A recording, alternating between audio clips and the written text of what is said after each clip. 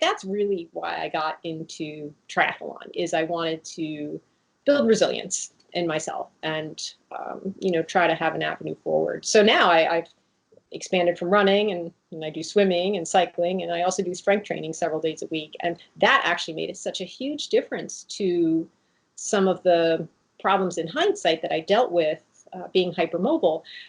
Interestingly, and things that I never would have put two and two together, but my eye-hand coordination improved. Suddenly I'm better at throwing darts and playing pool and, small things like that, playing catch with my son.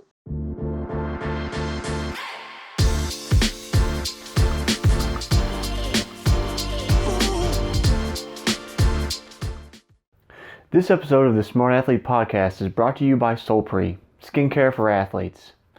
Whether you're in the gym, on the mats, on the road, or in the pool, we protect your skin so you're more comfortable in your own body. To learn more, go to solpre.com. Welcome to the Smart Athlete Podcast. I'm your host, Jesse Funk. My guest today has her PhD in biochemistry and molecular biology. She's a former collegiate runner at the College of New Jersey, currently an amateur triathlete, and moving up a distance, so hopefully we'll talk about that eventually. She's also a certified personal trainer. Welcome to the show, Dr. Cheryl Keller Capone. Oh, thanks so much for having me, Jesse. I waffled on whether to add the doctor there. We talked about that before we got going, but I decided to go for it. Which is nice. I'm glad. So anybody watching on YouTube versus listening on iTunes or SoundCloud will see this nice stack of what looks like research folders behind Cheryl. So it's like a nice backdrop to a professor's office, I assume. Yes, there you go. So you ran in college. You were telling me before we got going, we were kind of talking about this. I'll say contentious topic of your college's name was changed. What happened there? Why did they change it? So when I went to school there, it was called Trenton State College. And Trenton, being in New Jersey, has not had the greatest people who think of Trenton, New Jersey, and they kind of had, I thought, was a bit of a negative connotation towards the school. So they went with something, the College of New Jersey. But those of us who graduated when it was Trenton State College were, of course, unhappy about the name change. And they don't offer us new diplomas with the name change on it. And I'm pretty sure that everyone who graduated when I did absolutely refused. We stuck with our old diplomas. That seems true. So they went back and tried to retcon all the old diplomas and give you new ones? It's really hard to even find. Now there actually are selling even some old alumni gear with Trenton State on it, but it was really hard to find for a while. Now it's retro. That just seems odd. The college my dad went to, they changed their name, I don't know, maybe 10 years ago now. And he went there much earlier than you attended college. And he definitely didn't get anything that was like, hey, let's replace your university degree with something that has the new college name. It just seems odd. I understand rebranding, but I don't know why you would go through the paperwork like that. Yeah, I don't know if that they wanted to erase it. I think they were just offering it to people if they wanted. Oh, okay. I'm with you now. So you ran then. I think you mentioned before we got going, and I think I read in the bio you sent over that you kind of dealt with injuries over the years and you kind of moved to triathlon. Was that predicated on being injured running and you needed more cross training type stuff, or what kind of predicated the change? Well, there are several factors. First is I'm hypermobile. So I've always tended to have a lot more joint laxity, and that then can, predispose you to more injuries, just because it is actually harder to control all your body movements. And strength can actually help quite a bit with that. But I hadn't really been aware of that, or information was not quite as easily available as it is now, back when I was growing up. And so I never quite realized what might be a good treatment or a lifestyle way to help address that. But I did wind up getting injured quite a bit. And the other factor in hindsight was I found out about a decade ago that I have a spondylolisthesis, which is in the lumbar spine. And what that really means is my L4 vertebrae is translated anteriorly or shifted forward a little bit on L5. And so that is actually a kind of a common injury in gymnasts, and in which usually as a child, if it happens as a child, what happens is it's a sort of a stress fracture that occurs in part of the spine, usually in the lumbar region, and it often is a result of like a repetitive lumbar hyperextension, which is why gymnasts are always in that kind of hyperextension. For me, it happened when I was 13. I was doing a karate class. I've been taking karate for a number of years, and we were doing these bilateral leg raises, a lot of them. And honestly, I did not have the strength and control to control my lumbar spine, my lumbopelvic area. So instead of actually just doing leg raises, it wound up being more like repetitive hyperextension of my lumbar spine. And so I wound up with a really bad back pain, and it lasted for many years. And I really never got appropriate treatment for it. This was back in the early to mid 80s. And, although my mom took me to a doctor, it was not, they were just kind of like, oh, you're fine. It's just a muscle. In hindsight, many years later, and then they didn't have MRIs back then. But you could see evidence of very old pars fracture, which is what it's called, on the MRI. And then over time, it has slipped forward some. So that also is likely plays a role in a lot of my pain and injuries, because I've had a lot of sciatica and some back pain, even as growing up all the way through, high school, college. And I didn't really let it stop me. I just kept running. Eventually it kind of caught up to me in around 2009, 2010. After my son was born in 2005, I started to get back into running, and I was increasing my mileage, was increasing my distance. I was doing great. And then kind of the injury started piling up again. And I went through sort of a really long number of years of chronic pain, which I had to completely take a break from running. And when I returned, and I think as many runners, really associate themselves that's their identity, right? So I'm a runner. And after not being able to run for many years, I felt like a part of me was sort of stripped away. And I could not, I really struggled with that. And that's when I got into strength training and really built up my strength, and it made a world of difference. And I really had to sort of face reality and try to move forward and think, what, I don't want to be in a position again where if I can't run, I, am not prepared emotionally and psychologically to deal with that. So I decided that I wanted to take on some other sports like swimming and cycling. I'd never swam as a kid, so that was really challenging. But I really felt, what, I'm going to give myself some other avenues. This way, if I can't run for whatever reason, I can bike and I can swim. And I'm just a very competitive person in terms of sports. Psychologically, I like to compete. And that gives me another avenue to get, those endorphins and really push myself. So that's really why I got into triathlon, is I wanted to build resilience in myself and, try to have an avenue forward. So now I've expanded from running, and I do swimming and cycling, and I also do strength training several days a week. And that actually made it such a huge difference to some of the problems in hindsight that I dealt with being hypermobile. Interestingly, and things that I never would have put two and two together, but my eye-hand coordination improved. Suddenly I'm better at throwing darts and playing pool, and small things like that. Playing catch with my son.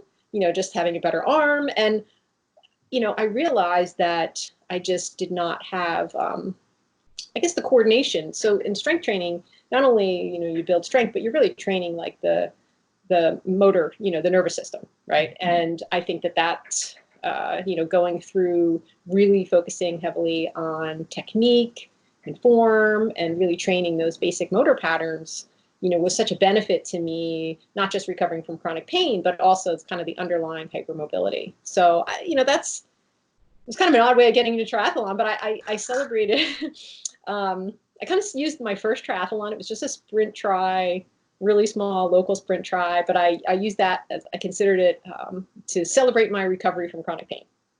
And, since then I've been, going pretty hard back at it, and, I'm having a lot of fun with it. Yeah, I think sometimes it's hard. Like, I definitely had an identity as a runner, and I think sometimes I still do, although I think I finally made the transition after several years of triathlon to thinking of myself as a triathlete. That transition was very, very hard. And for people that don't have that thing like that, I think it's hard to relate having that identity stripped away. Not voluntarily, being like, you just can't do this thing anymore. And you're like, but that's the thing that makes me who I am, and how, the story that I tell myself about who I am. So what am I now?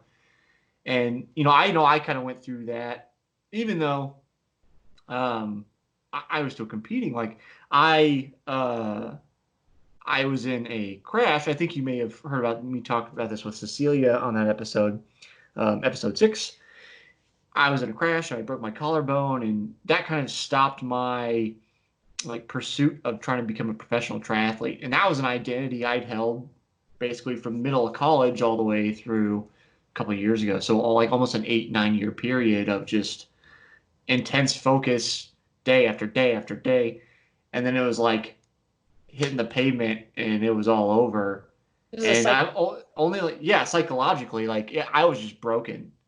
I mean, even after I recovered, I think only now, maybe we're 18 months on from that injury, am I starting to feel like maybe I'm more like myself again. I mean, it's definitely even a year after I was like, I'm better, but I still notice being more positive now. Mm-hmm. Being more motivated to no, I'm still competing, though I'm not after a pro card, but just more interested in being competitive and what I do for work and working out and all that kind of stuff. So I can certainly sympathize the issues going through that, where that's taken away from you, and then you have no idea, what to do from there. Sure. So I was kind of curious, so when you were young and in that karate class, was it like an acute injury, like a moment where something happened and you could pinpoint it to that, or how were you able to pinpoint it to that particular activity, I guess? Sure, that's a good question. I think I every time we would do them routinely. Like, go to class, I don't know, maybe 2-3 days a week. It's kind of hard. It was a while ago. Yeah.